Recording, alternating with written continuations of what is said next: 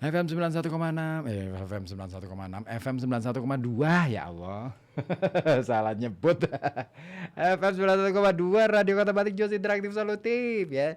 Balik lagi di mana coba? Serbuk apa? Senin berbuku ya. Oke, masih dilanjut kebersamaan kita di Serbuk ya. Ada Syafiq Aulia di Keradenan, mau gabung juga hadir nih. Masih semakin menarik nih ceritanya sambil seruput kopi, suasana yang hujan di suasana. Udah hujan ya? Hujan gerimis aja, ikan asin diteriin. Kembali ya, ikan teri diasinin gitu ya. Oke deh. Sambil seruput kopi dan cemilannya ya. Syukur-syukur ada yang mau bagi ke sini juga nggak apa-apa ya. Dilanjut lagi ceritanya ya. Dari bukunya Peter Carey, Takdir, riwayat Pangeran Diponegoro 1785 sampai 1855. Kita masuk ke bagian berikutnya di bab 10, judulnya Kaum Perempuan Ikut Bertempur. Di bagian ini saya menyangka pasti ada nama besar yang juga menjadi salah satu pahlawan di Indonesia. Siapa? Nanti ya. Bentar, saya mau batuk dulu. Udah batuknya. Nah, pada bulan Februari 1831, ketika pemerintah kolonial Belanda sedang mempertimbangkan tindakan apa yang akan diambil terhadap Raden Ayu Mojo, istri dari Kiai Mojo, yang sebagian berdarah Bali, tepatnya di Badung, Flak, yang kemudian naik menjadi residen Yogyakarta, memberi komentar seperti ini. Bila kita ingat kejadian-kejadian seputar perang yang baru saja berakhir, dan merenungkan barang sejenak bahaya dan kerusakan yang ditimbulkan oleh beberapa istri para pemimpin Jawa terkemuka, dapatlah dibuat daftar perempuan-perempuan tertentu yang sangat mampu untuk bertindak kejam.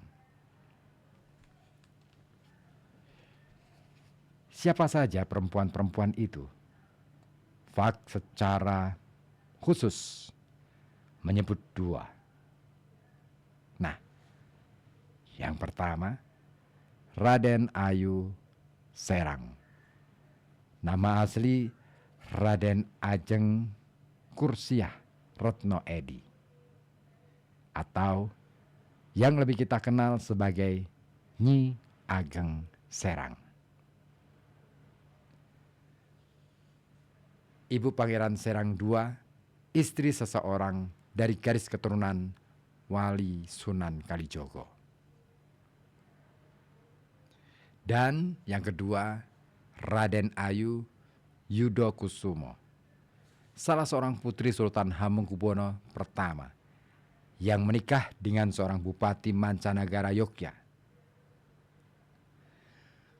Perempuan yang disebut pertama memimpin pasukan berkekuatan 500 orang di daerah sekitar Serang Demak, dikala putranya Pangeran Serang II menyerang posisi-posisi Belanda di pantai utara bulan Agustus hingga September 1825. Ia juga kabarnya tersohor memiliki kesaktian atau kasekten yang diperolehnya setelah banyak bertapa di gua-gua pantai selatan.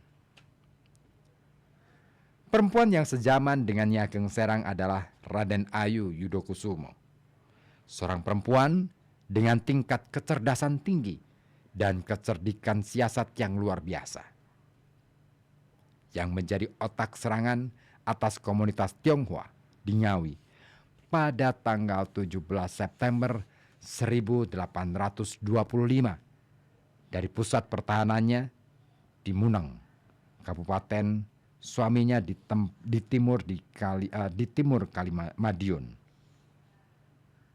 Jadi perang Diponegoro ini tidak berpusat di satu titik ya ternyata. Kalau kita lihat ternyata juga terjadi di beberapa tempat, termasuk di daerah Serang, Demak ya, dan juga di daerah Madiun juga, dan banyak lagi yang lain. Ia kemudian bergabung dengan pasukan Raden Sosrodilogo di Jipang Rajakwesi antara November 1827 dan Maret 1828. Dan ketika menyerah pada bulan Oktober 1828, dicatat bahwa bersama dengan sisa keluarganya yang lain, ia mencukur habis rambutnya sebagai tanda kesetiaannya pada perang suci itu. Tidak hanya kaum wanita, kalangan atas saja yang menorehkan tinta sejarah. Di Ngawi dan pos cukai terdekat di Kudur, Brubuh, Bengawan Solo, seorang perempuan peranakan atau campuran Jawa Tionghoa berperan penting dalam membentuk pasukan keamanan setempat menyusul manuver Raden Ayu Yudokusumo. Begitu juga laporan-laporan tentang para wanita yang menyiapkan bubuk mesiu di desa-desa sekitar Yogyakarta. Juga perempuan-perempuan yang membawa barang berharga ke medan laga dengan mengenakan seragam tempur seperti pria prajuritan. Konsisten dengan apa yang kita tahu tentang sepak terjang mereka sebelum perang dalam masyarakat Jawa. Mereka itu para wanita garang dan perkasa, bukan Raden Ayu yang tersenyum malu-malu seperti dalam cerita-cerita fiksi kolonial Belanda. Dan takdir mereka tidak boleh dilupakan ketika Indonesia berperang merebut kemerdekaan pertengahan abad ke-20. Keren ya, di era itu para perempuan ikut berperang. Gila, keren. Ini cerita yang menggetarkan ya, ketika perempuan-perempuan ini nggak cuman para ningrat, tapi juga perempuan-perempuan desa ini juga ikutan. Wah, saya nggak bisa membayangkan bagaimana kemudian mereka itu berpakaian prajurit, ada yang naik kuda, ada yang berjalan, ada gila. Dan Nyi Ageng Serang adalah salah satu pucuk pimpinan dari pasukan perempuan itu. Nah, pernah juga tuh didramakan, keren. Bagian berikutnya, Peter Carey memberikan judul Xenophobia, perubahan sikap terhadap etnis Tionghoa. Serangan terhadap masyarakat Tionghoa di Ngawi pada tanggal 17 September 1825 menegaskan begitu mendalamnya sikap xenofobia, anti orang asing yang mencengkeram banyak pengikut Pangeran Diponegoro pada bulan-bulan awal perang. Hal ini terungkap paling gamblang dalam sikap Diponegoro terhadap orang Tionghoa dan perlakuannya terhadap para tawanan perang berkebangsaan Belanda. Mengingat perang serba salah yang diberikan penguasa Belanda kepada penduduk asal Tiongkok itu di masa sebelum Perang Jawa, dapat dimengerti mengapa mereka begitu dimusuhi. Diperkirakan setidaknya 25.000 penduduk Tionghoa berdarah campuran atau peranakan berada dalam bahaya. Saat menyerbu dan mengepung Yogyakarta, seorang seniman arsitek yang pasca 1830 berkebangsaan Belgia, Payen, menulis dalam buku hariannya bertanggal 10 Agustus bahwa di mana-mana orang Tionghoa dibantai, tidak peduli wanita dan anak-anak. Nasib malang komunitas-komunitas Tionghoa di Bagelan pantas mendapat perhatian di sini. Saat pusat-pusat kerajinan tenun kaum peranakan di Jono dan Wedi di Kali Lereng diserang. Untuk sementara mereka dapat bertahan dengan membuat benteng dan kubu-kubu pertahanan dibantu pasukan polisi setempat.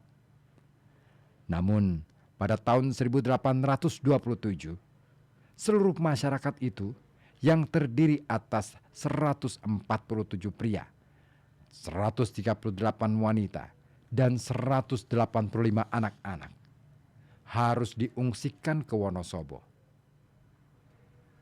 Penduduk Jawa setempat kemudian meminta mereka kembali dengan alasan keterampilan bisnis etnis Tionghoa itu diperlukan agar penduduk dapat memasarkan produk kapas mereka.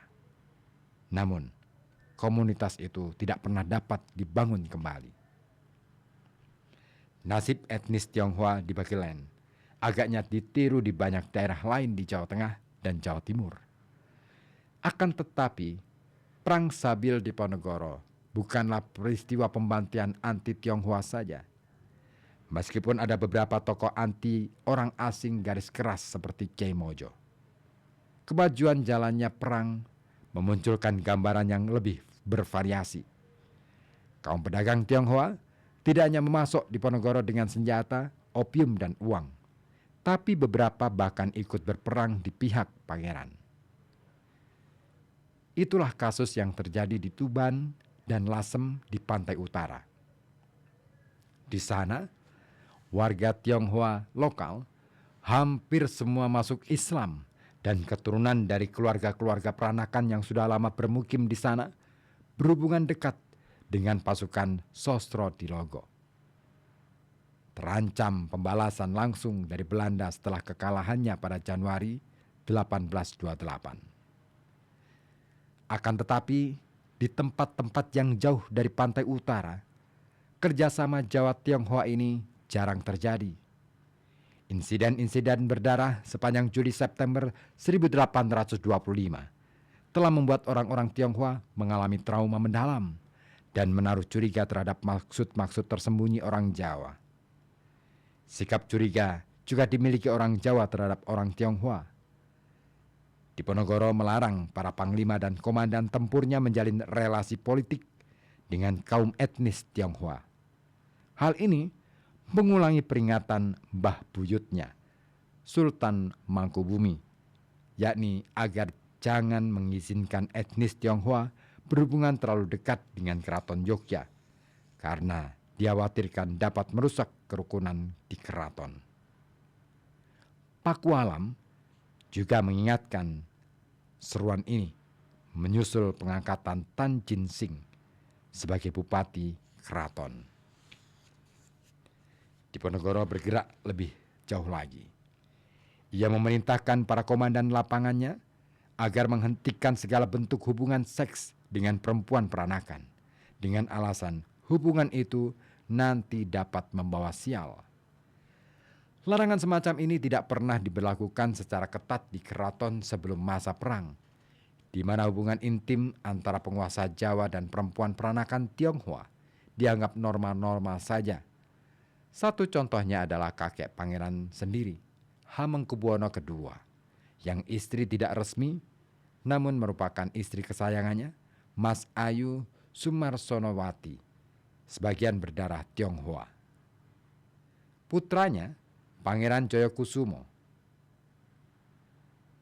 kemudian menjadi salah satu panglima tertinggi bala tentara di Ponorogo dan dikenal sebab kulit langsep putih itu warisan ibunda. Mengapa pangeran bisa mendadak berubah radikal begini? Banyak hal dapat dijelaskan oleh masa-masa sebelum Perang Jawa, terutama peran etnis Tionghoa dalam kegiatan pemungutan pajak. Di samping itu, pangeran sendiri boleh jadi punya alasan pribadi. Dalam babat, pangeran mengisahkan bahwa dirinya telah tergoda oleh pesona seorang perempuan Tionghoa yang dibawa kepadanya sebagai tawanan, lalu dikaryakan menjadi juru pijat persis sebelum pertempuran Gawok yang dahsyat itu, pertengahan Oktober 1826. Dalam catatan Diponegoro yang ditulis dalam babat Diponegoro, ditulisnya begini: di Kaderan, Kedaren, pada waktu malam, yang disuruh memijit adalah boyongan Nyonya Cina. Kanjeng Sultan salah bertindak. Rasa rindu pada istri tercinta Raden Ayu Madurutno. Maka terjadilah itu hubungan seks untuk penglipur hati. Diponegoro menyesalkan perilaku bersenang-senang dengan Nyonya Cina ini sebagai biang keladi kekalahan pasukannya. 2 luka ia dapat di medan tempur.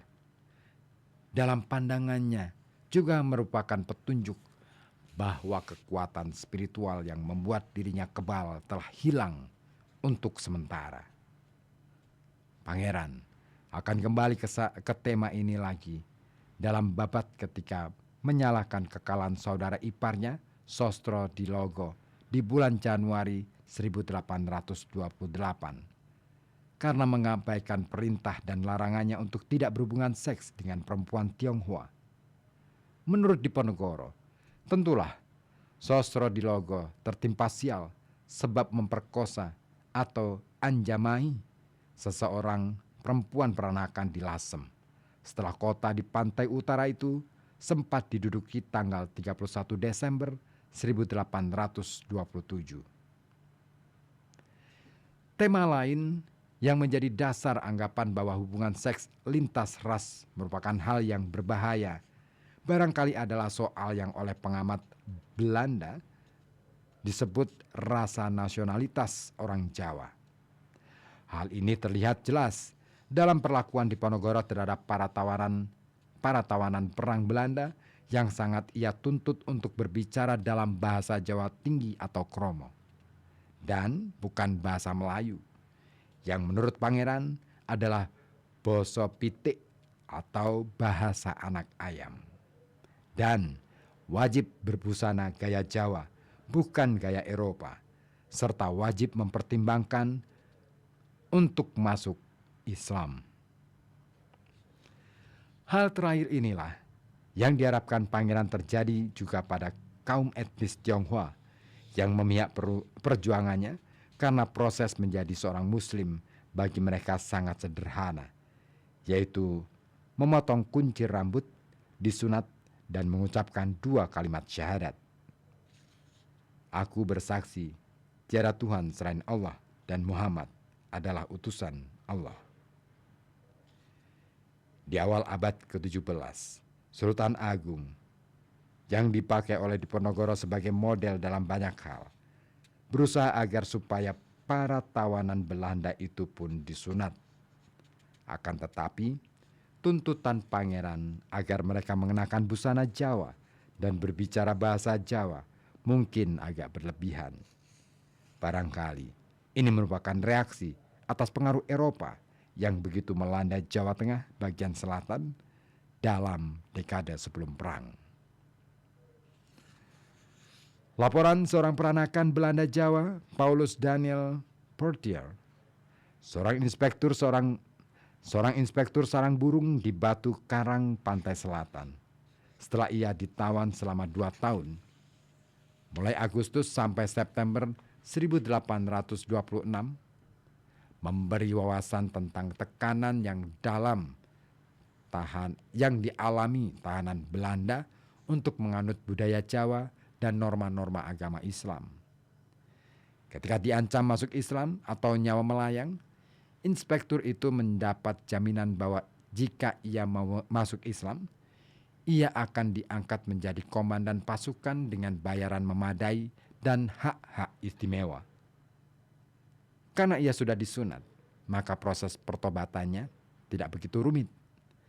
Setelah diberi nama Muslim, Nur Samidin, ia langsung diberi simbol jabatan, yaitu seekor kuda, sebilah keris dengan sarung bersepuh emas, dan busana Jawa dari kain lurik. Saat memikirkan penampilannya yang berubah ini, inspektur itu menulis, "Aku sekarang sudah seperti orang Jawa, bahkan sampai ke busanaku." Kita tentu memerlukan lebih banyak cerita seperti ini untuk membangun gambaran yang valid tentang bagaimana para tawanan Belanda itu diperlakukan. Berbusana ala Jawa itu misalnya tidak selalu wajib dikenakan. Setelah menyerah pada pertengahan Oktober 1829, Sentot melarang pasukannya untuk mengenakan busana Jawa, namun tetap menuntut mereka mempertahankan busana perang suci, yaitu jubah dan sorban.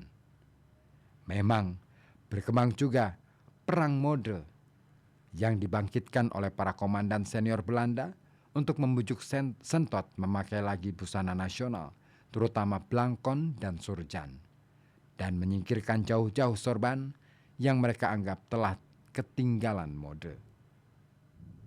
Nah, lalu apalagi cerita yang menarik lainnya? Masih panjang bab 10 ini, tapi dilanjutkan ya. Udah deh, istirahat dulu ya, sambil ngopi ya. Nanti saya hadirkan lagi deh.